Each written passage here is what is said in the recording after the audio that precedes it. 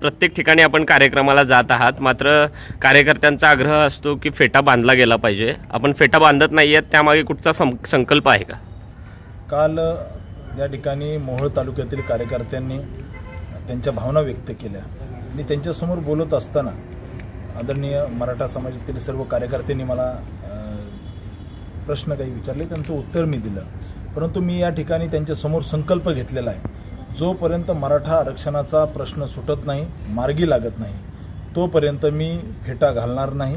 या ठिकाणी एकदा निवडून आल्यावर सुद्धा मी फेटा घालणार नाही, अशा पद्धतीचा मी संकल्प केला आहे. मराठा आरक्षणाचा प्रश्न संपल्यानंतरच मी त्या ठिकाणी फेटा घालणार. या ठिकाणी MIMनं उमेदवार दिलेला नाही आहे, कशा पद्धतीनं बघता? कारण मागच्या काही दिवसापासून चर्चा सुरू होती की MIM उमेदवार देणार, मात्र उमेदवार देणार नाही अशा पद्धतीची भूमिका MIMनं घेतलेली आहे.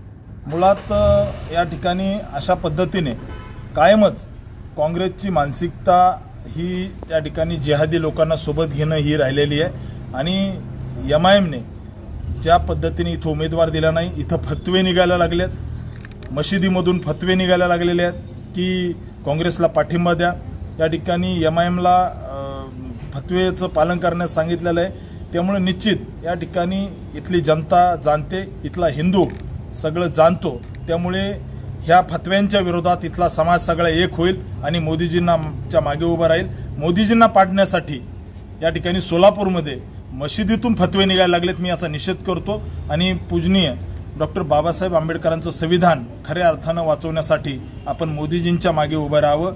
हे अशा पद्धतीने जे फतवे काढून संविधानाला जे खुलं आव्हान देण्याचं काम हे काँग्रेसचे लोक करतायत. मशिदीमधून फतवे निघतायत मोदीजींना हरवण्यासाठी. या सोलापूरमध्ये त्या ठिकाणी वेगवेगळे लोक फिरतायत, याचा मी निषेध करतो. मौलवी फिरतायत की मोदीजींना हरवायचे म्हणून फतवे निघायला लागलेत. वेगवेगळे उर्दूचे पत्रक घराघरात जायला लागलेत. त्यामुळे मी या सगळ्या गोष्टीचा निषेध करतो.